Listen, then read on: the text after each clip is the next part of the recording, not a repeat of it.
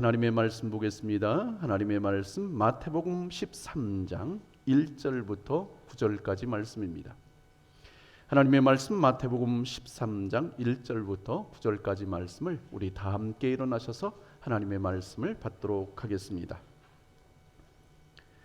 그날 예수께서 집에서 나가사 바닷가에 앉으심에 큰 무리가 그에게로 모여들거늘 예수께서 배에 올라가 앉으시고 온 무리는 해변에 서 있더니 예수께서 비유로 여러 가지를 그들에게 말씀하여 이르시되 씨를 뿌리는 자가 뿌리러 나가서 뿌릴새 더러는 길가에 떨어짐에 새들이 와서 먹어버렸고 더러는 흙이 얇은 돌밭에 떨어짐에 흙이 깊지 아니하므로 곧 싹이 나오나 해가 돋은 후에 타서 뿌리가 없으므로 말랐고 더러는 가시떨기 위에 떨어짐에 가시가 자라서 기운을 막았고 더러는 좋은 땅에 떨어짐에 어떤 것은 100배 어떤 것은 60배 어떤 것은 30배의 결실하였느니라.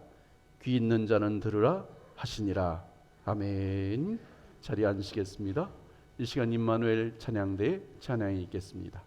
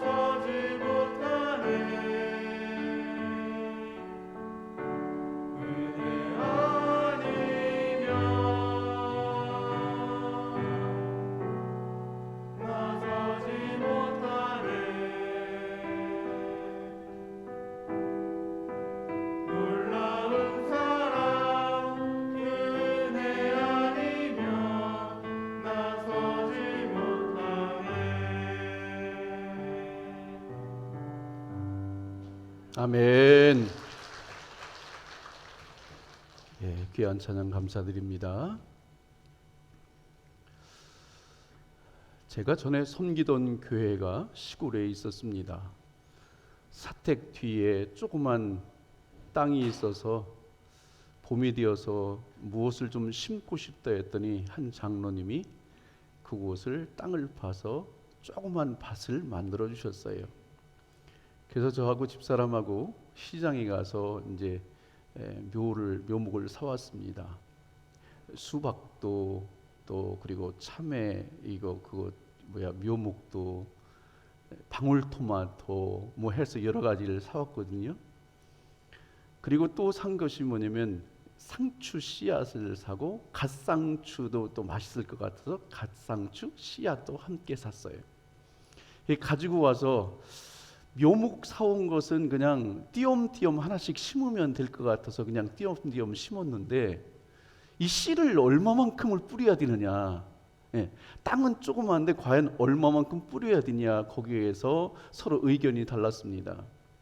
저희 집사람은 땅이 조그맣기 때문에 조금만 뿌리면 된다 그랬고, 나는 땅이 조그맣지만 얼마가 날지 모르기 때문에 많이 뿌려야 된다, 그래서 많이 뿌릴 것을 제가 주장을 했어요.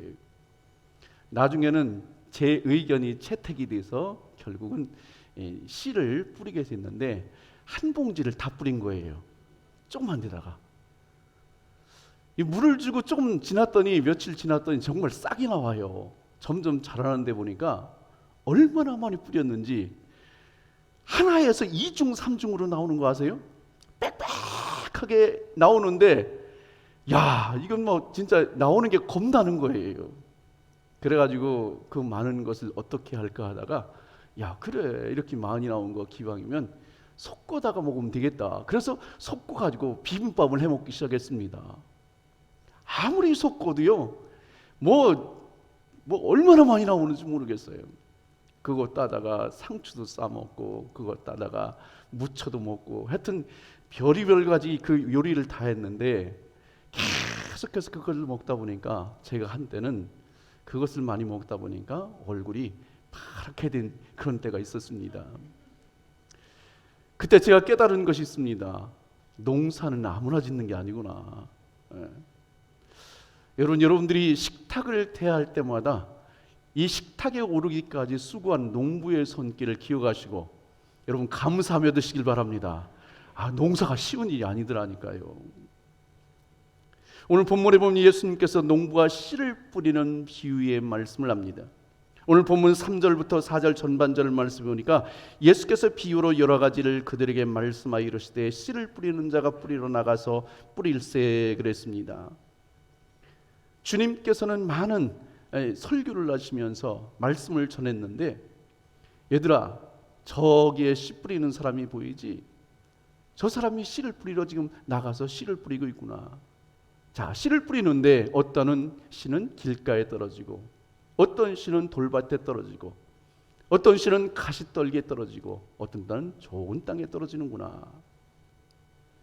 옛날 팔레스타인 지역의 파종법은 우리나라의 파종법과 좀 달랐습니다.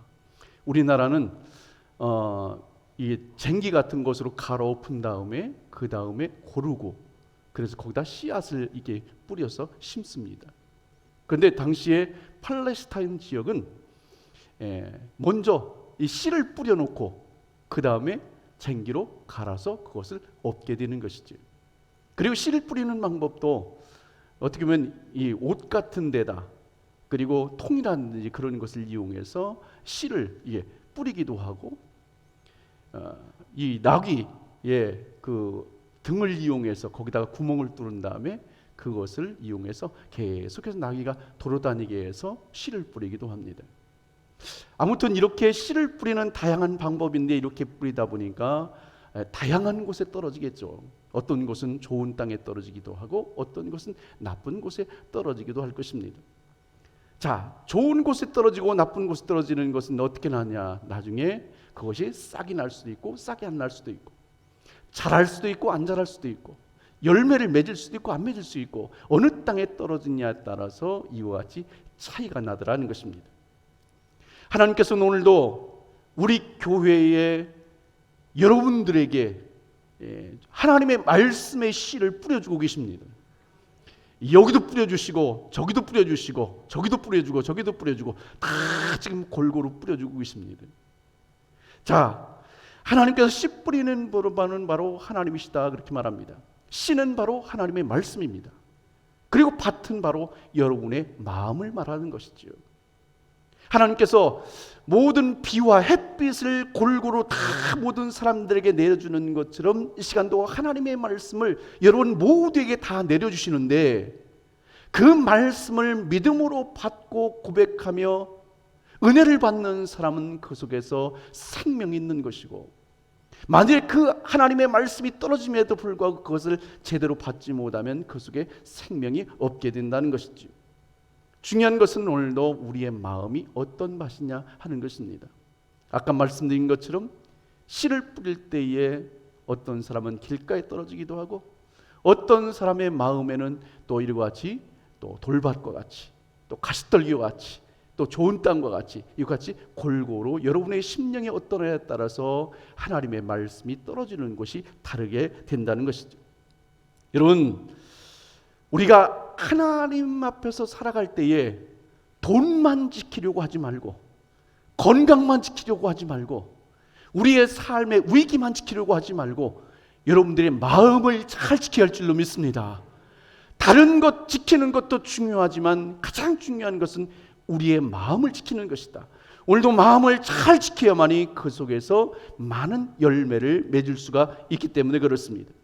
마음을 잘 지킬 때에 그를 통해서 하나님의 영의 양식이 공급되고, 또 하나님의 생수가 공급되고, 또 영원한 생명이 공급되고, 은혜가 공급되고, 축복이 공급되고, 하나님 앞에서 좋은 밭이 될 때에 이와 같은 아름다운 것들이 여러분의 삶 속에서 채워지게 될 줄로 믿습니다.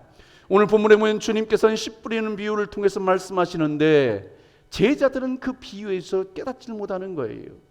그래서 이해를 못하니까 제자들이 주님 앞에 묻습니다. 주님, 도대체 이게 무슨 뜻입니까? 그럴 때 주님께서는 또 친절하게 18절부터 23절까지의 말씀을 들어서 제자들에게 설명하시는 부분이 나와 있습니다.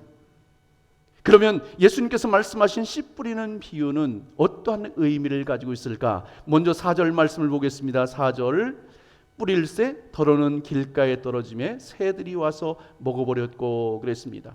농부가 씨를 뿌렸는데 어떤 씨는 길가에 떨어졌다 그렇게 말합니다. 길가라고 하는 것은 사람이나 동물이 계속해서 다니다 보니까 그곳이 딱딱하게 굳어져 있는 그런 곳을 말합니다. 그런데 그렇게 딱딱하게 굳어져 있을 때에 새들이 그곳에 이제 농부가 씨를 뿌리니까 새들이 와서 오라 내 먹이로구나 그러면서 쉽게 그것을 주워 먹게 되더라는 것이죠. 농부가 씨를 뿌릴 때에 가만히 새들이 지켜보고 있는 겁니다. 그래서 농부가 실 때에 길가에 떨어지면 쪼아먹기 쉽게 이렇게 있으면 그것을 쉽게 쪼아먹게 된다는 것이죠. 그러면 길가에 떨어졌다는 것은 어떤 의미가 있을까? 주님께서 해석해 주신 말씀을 보니까 오늘 19절 말씀을 보니까 이렇게 말합니다. 아무나 천국 말씀을 듣고 깨닫지 못할 때에는 악한 자가 와서 그 마음에 뿌려진 것을 빼앗나니 이는 곧 길가에 뿌려진 자요 그랬습니다. 여러분, 길가라고 하는 것은요, 처음부터 딱딱하게 굳어져 있는 땅은 아닙니다. 처음에는 부드러운 땅이었고 고운 땅이었습니다. 그런데 아까 말씀드린 것처럼 사람이 계속해서 다니고 동물들이 다니다 보니까 딱딱한 땅이 되었다는 것이지요. 딱딱한 땅이다 보니까 이제는 물 한 방울 들어갈 수 없을 정도의 이와 같은 굳어진 땅이 된 겁니다. 강팍하게 된 거죠. 그 속에서 아무리 씨를 뿌린들 그 속에서 씨가 싹이 날 수가 없게 된다는 거죠. 마찬가지로 오늘도 모든 사람들이 처음부터 강팍했던 것은 아닙니다. 단단하게 마음이 굳었던 것은 아닙니다. 처음에는 다 부드러운 마음이었습니다. 그런데 어느 때부터인가 우리의 심령이 딱딱하게 굳어지더라는 거죠. 그리고 강팍한 마음이 되더라는 거죠. 그래서 하나님의 말씀을 받을 때 그것을 말씀을 받지 못하더라는 겁니다. 그 이유가 여러 가지가 있는데, 먼저는 과거 여러분들이 어릴 적부터 받아온 상처일 수 있습니다. 상처가 어릴 적부터 깊어지면 그 상처가 우리를 막고 있는 막이 되어서 모든 들어온 것들을 거부하게 됩니다. 심지어는 하나님의 말씀이 들어올 때에 그것도 내 상처를 건드릴까 봐, 내 상처가 아플까 봐 그 하나님의 말씀이 오는 것을 막아버리죠. 또 어떤 사람은 살아가는 가운데 많은 지식도 쌓고 많은 경험도 하게 됩니다. 그러면서 나만의 울타리가 생기는 거예요. 틀이 생기는 거예요. 그래서 이곳은 내 틀이야. 절대 아무도 들어올 수 없어. 이와 같은 틀을 만들기 때문에 하나님의 말씀이 여러분의 심령 속에 딱 들어오려고 하면 여러분들이 그동안 굳어져 있는 그런 틀이 있어서 그 틀 위에는 용납을 안 하는 거예요. 내가 이해가 되지면 그 말씀이 받아들여지만 내가 이해가 되지 않으면 받아들이지 않는 거예요. 내 말씀을 내 생각으로 하나님의 말씀을 다 디자인하는 거예요. 다 잘라버리는 거예요. 그러다 보니까 하나님의 말씀이 온전히 내 속에 들어올 수가 없어요. 그리고 또 어떤 사람은 그동안 살아온 가운데 지은 모든 죄가 오늘 우리라고 하나님의 말씀을 받지 못하도록 하는 이와 같은 방해물이 될 수 있다는 것이죠. 여러분, 우리의 마음이 딱딱하게 죽어 있으면 주의 말씀이 아무리 은혜롭게 전달된다 할지라도 그 말씀이 우리의 심령 속에서 뿌리내릴 수 없습니다. 그러므로 오늘도 우리 믿음의 사람들은 이와 딱딱하게 굳어져 있는 심령이 내 심령은 아닌가를 다시 한번 돌아볼 수 있어야 된다는 거죠. 하나님의 말씀이 나에게 별 의미가 없이 오늘도 들린다는 거예요. 하나님의 말씀이 나에게 큰 은혜가 되고 능력이 되어야 되는데 오늘도 하나님의 말씀을 별 의미 없이 받아들이다 보니까 그것을 거부하게 되더라는 것입니다. 성경에 보면 애굽 왕 바로가 계속해서 모세가 하나님의 말씀으로 와서 전하지만 그 마음이 강팍했기 때문에 계속해서 거부했던 것을 볼 수 있고, 이스라엘 백성들이 애굽에서 나와서 가나안 땅을 향해서 나갈 때에 이와 같은 광야 생활 속에 지치고 힘들 때에 계속해서 그들의 마음이 강팍해서 하나님을 시험하고 그리고 모세를 대적하는 것을 볼 수 있습니다. 예수님 때에도 많은 대상과 종교 지도자들이 강팍한 그 마음을 가지고 있었기 때문에 주님을 계속해서 핍박한 것을 우리가 성경을 통해서 보게 됩니다. 결국 길가에 떨어진 씨앗은 어떻게 되었습니까? 19절 중반절 말씀이니까 악한 새가 와서 그 마음에 뿌려진 것을 빼앗는다 그랬습니다. 여기서 새는 영적으로 사단 마귀를 말합니다. 자, 씨가 뿌려질 때에 딱딱한 곳에 떨어지니까 이 흙과 이 씨가 따로따로 노는 거예요. 그렇기 때문에 악한 사단 마귀가 와서 쉽게 그것을 주워 먹을 수 있는 거죠. 오늘도 하나님의 말씀이 임할 때에 하나님의 말씀이 우리 속에 계속해서 스며들어서 그 말씀이 은혜가 되어야 되는데 그 말씀 그대로 남아드리면 이 사단 마귀가 와서 그 말씀을 빼앗아 버린다는 거죠. 설교 시간이 되면 모든 사람들이 다 열심히 듣는 것 같습니다. 그런데요, 어떤 사람은요 설교 시간에 다른 생각을 하는 거예요. 이 설교 끝난 다음에 누구를 만나야 되는데, 또 끝난 다음에 일을 해야 되는데, 끝난 다음에 어디를 가야 되는데, 끝난 다음에 결혼식장 가야 되는데, 그런 것으로 생각이 착해 있는 거예요. 그러면요 그 속에 하나님의 말씀이 안 들어와요. 어떤 사람은 다 한땐 괜찮은데 설교 시간만 되면 졸는 분이 있어요. 그분은 뭐예요? 똑같은 거예요. 사단 마귀가 와서 장악하고 있는 거예요. 하나님의 말씀을 받지 못하도록. 오늘도 주의 말씀이 임할 때에 여러분들이 그 말씀을 잘 받으시길 바랍니다. 사단 마귀가 와서 오늘도 하나님의 말씀을 받지 못하게 막 역사하는 이와 같은 때에 오늘도 하나님의 말씀을 우리는 자꾸 아멘으로 받아서 여러분의 심령이 충만한 믿음 속에 살아갈 수 있길 주님의 이름으로 축복합니다. 옛말에 씨도 안 먹힌다는 말이 있어요. 요즘에는 옷감을 공장에서 다 짜지만 옛날에는 배틀에서 짰잖아요. 그래서 날줄과 시줄을 이렇게 얼기설기하면서 계속해서 이렇게 옷감을 짜게 됩니다. 자, 그래서 날줄과 시줄이 계속해서 이렇게 엇갈리면서 이렇게 해야만이 그것이 잘 짜지는데, 여름이 돼서 습기가 많아지게 되면 이게 실이 잘 들어가지 않는다는 거. 얼기설기가 돼야 되는데 이렇게 돼야 되는데 습기가 차면 이것이 잘 안 짜진다는 거예요. 그래서 거기서 나온 말이면 씨도 안 먹힌다, 이와 같은 말이 나온 거예요. 보통 사람은 몇 마디 하면 말을 잘 알아들어요. 그런데요 어떤 사람은 정말 말을 못 알아들어요. 그래서 저 사람은 말귀를 못 알아먹는다 그랬습니다. 하나님의 교회 안에서도 하나님의 말씀을 전하면 정말 시도 안 먹히는 사람이 있어요. 그리고 이 말귀를 못 알아듣는 분이 있거든요. 여러분들은 하나님의 말씀이 잘 깨달아지길 바랍니다. 잘 은혜가 될 수 있길 바랍니다. 그 말씀이 여러분 속에서 계속해서 흡수되는 말씀이 되어야 여러분들의 영이 살아있다는 증거라는 것이죠. 그 다음에 5절 6절 말씀을 보겠습니다. 5절 6절 더러는 흙이 얇은 돌밭에 떨어짐에 흙이 깊지 아니하므로 곧 싹이 나오나 해가 돋은 후에 타서 뿌리가 없으므로 말랐고 그랬습니다. 농부가 어떤 씨앗은 뿌렸는데 돌밭에 뿌려졌다는 거예요. 여기서 돌밭이라고 하는 것을 보면 언뜻 보기에는 부드러운 흙처럼 보입니다. 근데 당시 팔레스타인 지역에는 어떻게 했냐면 그 밑에 석회암층으로 되어 있어요. 그 석회암층으로 돌이 있고 그 위에 한 10cm 정도의 흙이 살짝 덮여 있습니다. 겉으로 볼 때는 흙이 덮여 있는 것처럼 보이죠. 근데 그곳에 씨를 뿌리면 밑에 돌이 있기 때문에 반사가 돼서 이 씨를 뿌리면 쉽게 싹이 나온다고 그래요. 싹이 나오는데 돌이 있기 때문에 거기에서 뿌리를 깊이 내리지 못한다는 데 문제가 있는 거예요. 자, 그러면 씨가 돌밭에 뿌려졌다는 것은 어떤 의미가 있을까? 주님께서 직접 해석해 주신 말씀이 뭡니까? 20절부터 21절 말씀입니다. 돌밭에 뿌려졌다는 것은 말씀을 듣고 즉시 기쁨으로 왔되 그 속에 뿌리가 없어 잠시 견디다가 말씀으로 말미암아 환난이나 박해가 일어날 때에는 곧 넘어지는 자요 그랬습니다. 돌밭과 같은 마음은 처음에 어떤 일로 나왔는지 모르지만 일단 하나님의 교회에 나와서 예수 믿기로 작정을 했습니다. 그리고 말씀을 듣다 보니까 얼마나 은혜의 말씀인지 말씀이 깨달아지고 고개가 끄덕여지고 아멘하고 그러면서 기쁨으로 하나님의 말씀을 잘 받는 거예요. 말씀을 받는 모습을 보면 문제가 없는 것처럼 보여요.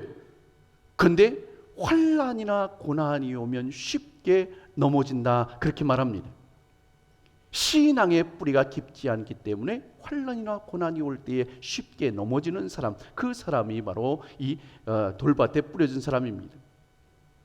여러분, 텔레비전에서 광고를 할 때에 광고 한 편당 약 15초 정도의 광고를 합니다. 근데 그 짧은 시간 광고를 하는데도 정말 사람을 그렇게 감동시켜요. 응? 그래서 야, 진짜 저거 안 사면 막 큰일 날 것 같기도 하고 막 그런 마음이 들게 합니다. 보험사 광고를 보면 야, 진짜 그 보험 하나만 들면 정말 평생 보장될 것 같고, 그리고 정말 저 사람들은 야, 진짜 자선사업가인가 보다. 우리가 진짜 어려울 때 이렇게까지 도와줘? 막 그럴 정도로 막 너무나 좋은 것 같아요. 막 너무나 은혜가 되는 거죠. 그게 막 가입을 해요. 영양식품 광고를 하다 보면요, 야, 진짜 저것만 먹으면 막 진짜 건강해질 것 같고 내가 100살까지 살 것 같아요. 그래서 또 믿음으로 또 구입을 해요. 화장품이요, 화장품 막 예쁜 막 탤런트가 나와서 막 바르기도 하고 막 하면서 막 이거 하는데 야, 저것만 바르면 나도 탤런트처럼 될 것 같아요. 그래서 믿음으로 그것을 또 이렇게 사게 돼요. 운동기구요, 야, 진짜 운동기구 저것만 있으면요 내가 진짜 막 근육질 몸매가 될 것 같고 날씬해질 것 같고 그래서요 사람들이 그것을 믿음으로 구입을 해요. 근데요 나중에 후회를 하잖아요. 그런데도 그 짧은 시간에 그것에 현혹이 돼서 쉽게 구입하는 것을 봐요.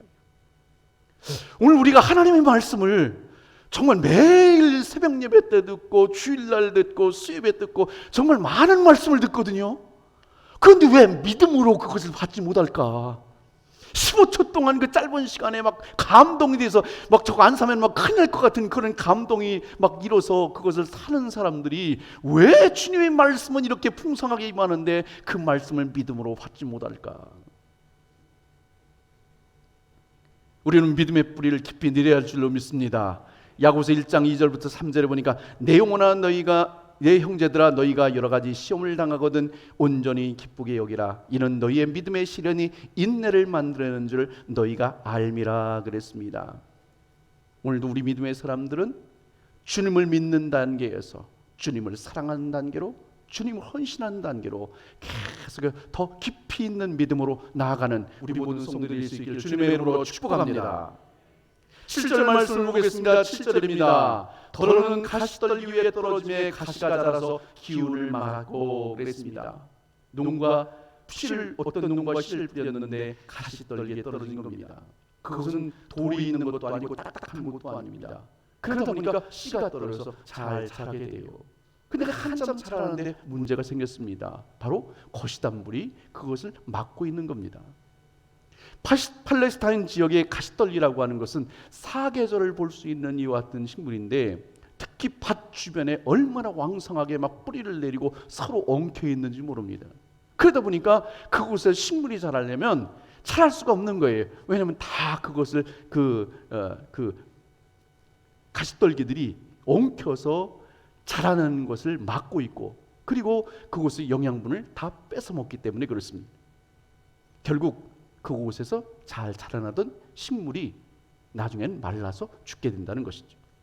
그러면 씨가 가시떨기 위에 떨어졌다는 것은 어떤 의미가 있는가? 주님께서 해석해 주신 말씀이 22절에 나와 있습니다. 가시떨기에 뿌려졌다는 것은 말씀을 들으나 세상의 염려와 재물의 유혹에 말씀이 막혀 결실하지 못하는 자요 그랬습니다.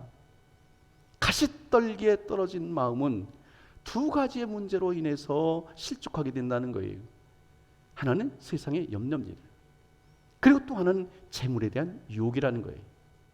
먼저 우리 여러분들이 잘 아는 세상의 염려라고 하는 것이 사람을 무너뜨리는데 염려라고 하는 것을 원어를 보니까 분열된다, 마음을 나눈다 하는 의미가 있습니다. 하나님의 말씀을 받을 때는 내가 믿음으로 살아야지, 말씀으로 살아야지 오직 한 길만 보이는 거예요. 그런데 우리가 세상에 나가서 생활하다 보니까 많은 염려를 하게 되고 그러다 보면 이것이 마음이 분산돼서 믿음으로 살려고 했던 그 마음이 무너져서 결국은 이것저것 세상적인 것에 염려에 빠지고 쉽게 넘어질 수밖에 없게 된다는 것이죠. 어떤 사람은 세상에서 실패에 대한 염려, 어떤 사람은 자녀에 대한 염려, 건강에 대한 염려, 자신의 미래에 대한 염려, 이런 것으로 해서 쉽게 사람이 실족하고 넘어지게 되더라 하는 것이죠. 잠언 17장 22절 말씀을 현대인의 성경으로 보니까 마음의 즐거움은 좋은 약이 되어도 마음의 근심은 뼈를 마르게 한다 그랬습니다. 여러분 분명히 알아야 될 것은 염려한다고 하는 것은 주님의 주권에 대한 의심이라는 것을 알아야 됩니다. 주님의 주권에 대한 의심이다. 여러분 하나님은 우리의 누구가 되십니까? 우리 아버지 되십니다. 우리는 누굽니까? 우리 주님의 자녀들입니다. 그러면 아버지께서 자녀들을 돌봐주시고 책임지는 것은 당연한 겁니다. 주님께서 다 책임지신다는 거예요. 그런데 계속해서 거기서 염려한다고 하는 것, 걱정한다고 하는 것, 근심한다고 하는 것은 뭐예요? 이 전능하신 주권의 하나님을 우리가 믿지 못하고 온전히 신뢰하지 못한다는 거예요. 아버지이신 하나님에 대해서 신뢰하지 못한다는 거예요. 오늘날 많은 성들이 염려에 이 가시덤불 속에서 기운이 막혀서 열매 맺지 못하는 것을 보게 됩니다. 베드로전서 5장 7절에 보니까 너희 염려를 다 주께 맡기라 이는 그가 너희를 돌보심이라 그랬습니다. 여러분 염려라고 하는 총구가 나를 향해서 딱 다가올 때에, 염려의 총구가 닿을 때에 여러분 이 총구가 계속해서 나를 향하고 있으면 계속해서 근심과 걱정과 염려는 떠날 길이 없는 거예요. 그러나 나에게 염려의 총구가 이와 같이 다가올 때에 우리 믿음의 사람들이 이것을 돌려서 주께로 향하면 주님께서 이 모든 것을 해결해 줄 줄로 믿습니다. 풀어줄 줄로 믿습니다. 오늘도 염려의 총구가 나를 향해서 올 때에 방향을 바꾸게 하시고 오늘도 주님을 향하게 되면 주님께서 우리의 삶의 모든 것을 해결해 주신다는 것을 기억하고 염려를 주님 앞에 믿음으로 맡기는 여러분 되시길 축복합니다. 또 하나는 가시떨기 위에 떨어지는 씨와 같은 마음을 가진 사람들은 재물의 유혹에 쉽게 넘어진다 하는 것이죠. 그래서 어떤 사람은 하나님의 말씀을 소중히 여깁니다. 그와 더불어서 재물도 소중하게 여기는 거예요. 나는 정말 예수를 믿습니다. 그렇게 고백을 해요. 그런데 주일날 되면 그 물질의 유혹에 이기지 못해서 결국 주일 성수를 하지 못하고 돈을 벌러 가는 거예요. 자, 마치 500원짜리 동전을 쥔 그 아이에게 5만 원권 지폐를 주면서 나하고 보자고 얘기하면 이 아이는 5만 원권에 대한 가치를 모르기 때문에 결단코 그것을 바꾸려고 하지 않습니다. 이 아이에게는 이 500원짜리가 더 소중하기 때문에 그렇습니다. 정말 가치 있는 것이 무엇인지를 모르기 때문에 끝까지 사수하는 것이죠. 오늘도 예수의 사람들이 정말 무엇이 더 소중한지를 알지 못하기 때문에 하나님의 말씀보다도 예배보다도 세상의 물질에 치우쳐서 그곳이 현혹되어서 넘어가게 되는 것을 보게 됩니다. 여러분, 돈이 필요 없다는 말은 아닙니다. 우리의 삶에 돈이 정말 필요합니다. 돈이 필요하지만 정말 중요한 것은 하나님의 말씀을 지키면서 우리가 물질을 소유해야 된다는 거예요. 하나님의 말씀을 지키면서 말씀 안에 살아가면서 물질도 관리되어야 그것이 온전한 관리지, 물질을 우리가 추구하면서 주님의 일을 버린다면 그것은 온전한 신앙은 아니라는 것이죠. 어떤 사람은 주일날 열심히 예배드립니다. 그리고 헌신도 합니다. 봉사도 합니다. 다 하면서 한 주간의 삶이 시작되는 월요일부터는 전혀 다른 인간의 본성으로 살아가는 사람들도 있습니다. 한 손에는 천국을 붙잡고 한 손에는 이와 같이 세상을 붙잡고 살아가겠다는 이중적인 마음을 가지고 있는 것이지요. 우리 믿음의 사람들은 오직 예수입니다. 오직 믿음입니다. 오직 은혜입니다. 오직 하나님의 말씀입니다. 거기에서 주님만을 바라보고 나아갈 때에 주님께 여러분의 삶을 책임져 주실 줄로 믿습니다.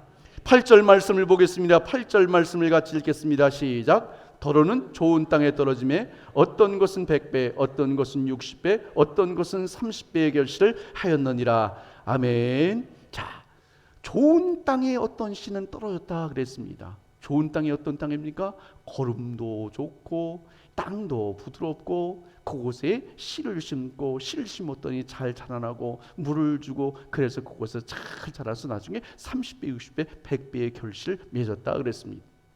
자, 좋은 땅이지만 왜 시련이 없겠어요? 좋은 열매를 맺지 못하게 하는 여러 가지 조건이 있을 수 있겠죠. 그럼에도 불구하고 그것을 잘 견뎌냈더니 결국은 이와 같은 좋은 열매를 맺게 되었다는 것이죠. 그러면 씨가 좋은 땅에 떨어졌다는 것은 어떤 의미가 있을까? 주님께서 직접 해석해 주신 말씀이 뭡니까? 23절 말씀입니다. 좋은 땅에 뿌렸다는 것은 말씀을 듣고 깨달은 자니 결실하여 어떤 것은 100배, 어떤 것은 60배, 어떤 것은 30배가 되느니라 하시더라. 아멘. 자, 좋은 땅에 뿌렸다는 것은 주의 말씀을 받을 때에 잘 깨닫는 거예요. 그리고 생활 속에서 그 말씀대로 살아가는 삶, 그것이 바로 좋은 땅에 뿌려진 씨앗이라는 거예요. 여러분, 어떤 것은 주의 말씀을 들을 때에 탄 것은 우리가 먹고 쓴 것은 뱉는 것이 아니라 모든 말씀들 우리가 은혜로운 하나님의 말씀으로 알고 아멘으로 받고 그 말씀대로 내가 힘들지만 믿음으로 실천하며 또 순종하며 살아가는 이와 같은 삶을 주님께 살라는 것이죠. 시편 110편 103절 말씀에 보니까 주의 말씀의 맛이 내게 어찌 그리 단지요 내 입에 꿀보다 더하니이다 그랬습니다.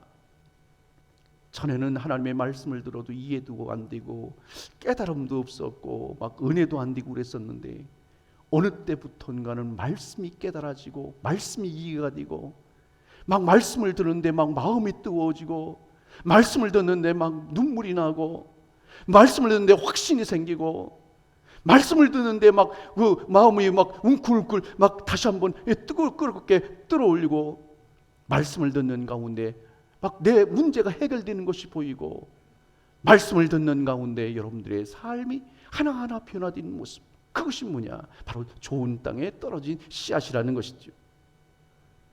여러분, 갈라디아 5장 24절을 보니까 그리스도 예수의 사람은 육체와 함께 그 정욕과 탐심을 십자가에 못 박았느니라 그랬습니다.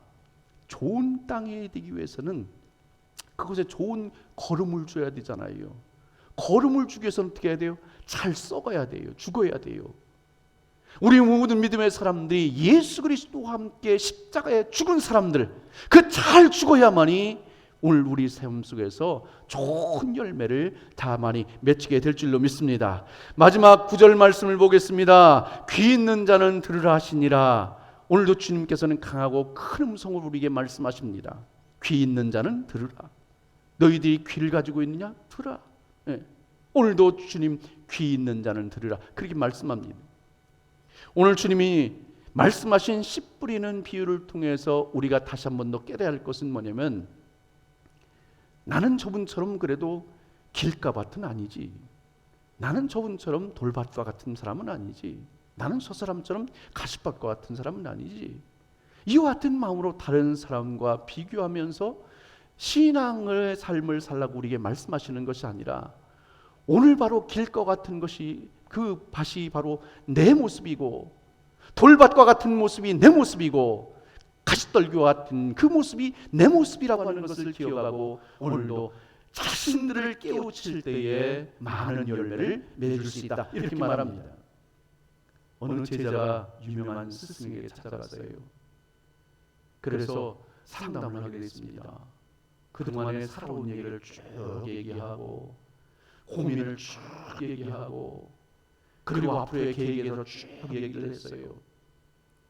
그런데 얘기를 시작하자마자 이 스승은 찻잔에다가 계속 주전자로 물을 계속 차를 따르고 있었어요. 얘기하느라고 이 제자가 알지를 못했는데 나중에 보니까 그것이 넘쳐 올라가지고 흥건하게 젖어 있는 거예요. 나중에 그것을 알고서 제자가 깜짝 놀랐습니다. 그리고서 묻습니다. 아니 스승님, 지금 스승님께서 계속 차를 따르는 바람에 이 자리가 지금 흥건하게 젖었습니다. 왜 그러십니까? 그렇게 이야기를 해요. 그때의 스승이 말하기를, 이 찻잔과 마찬가지로 너의 마음은 너무 많은 것으로 가득 차 있단다. 그 마음의 잔을 비우지 않으면 나는 너에게 아무것도 가르쳐 줄 수가 없단다. 혹 가르쳐 준다 해도 다 넘쳐버리고 말 것이다. 그렇게 말을 했다는 것입니다. 오늘도 우리의 마음이 너무 많은 것으로 채워져 있으면 안 돼. 딱딱한 것으로, 강팍한 것으로, 내 지식으로, 내 경험으로, 내 염려로, 물질로, 내 속에 있는 모든 것들이 내 머릿속과 내 마음을 가득 채우고 있으면 하나님의 말씀이 들어올 때 들어올 수 없다는 거예요. 무슨 말씀을 주셔도 하나님의 말씀이 내 속에 들어오질 않아요. 이것을 비워내야 되는 거예요. 비워내야 할 때에 그 속에서 주의 말씀이 임하게 되고, 그 말씀을 통해서 은혜를 받게 될 줄로 믿습니다. 이 시간 여러분들이 주님 앞에서 믿음으로 선포하시길 바랍니다. 하나님 아버지, 내 길과 같은 마음 앞에 파십니다. 내 마음이 그렇습니다. 이 시간도 믿음의 쟁기로 갈아엎어 주셔서 많은 열매를 맺는 삶이 되게 하여 주시옵소서. 하나님 아버지, 내 심령이, 내 마음이 돌밭과 같은 마음입니다. 주님께서 믿음의 삽으로 그 모든 돌들을 다 캐내 주셔서 정말로 많은 열매를 맺는 이와 같은 삶이 되게 하여 주시옵소서. 하나님 아버지, 내가 이와 같이 가시떨기와 같은 마음밭을 내가 가지고 있습니다. 성령의 불로 다 태워주셔서 그것이 오히려 거름이 되게 하시고, 그래서 더 많은 이와 같은 열매를 맺는 삶이 되게 하여 주시옵소서. 오늘도 여러분들이 기도의 제목 삼아서 살아가는 가운데 한 주간 동안 믿음으로 풍성한 믿음의 삶을 살아가는 우리 모두가 될 수 있기를 주님의 이름으로 축복합니다. 기도하겠습니다. 이 시간 우리 함께 하나님 앞에 기도하며 나갈 때에